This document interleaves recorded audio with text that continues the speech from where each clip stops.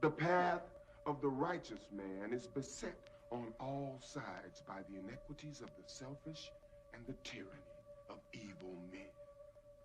Blessed is he who in the name of charity and goodwill shepherds the weak through the valley of darkness, for he is truly his brother's keeper and the finder of lost children. And I will strike down upon thee with great vengeance and furious anger those who attempt to poison and destroy my brothers.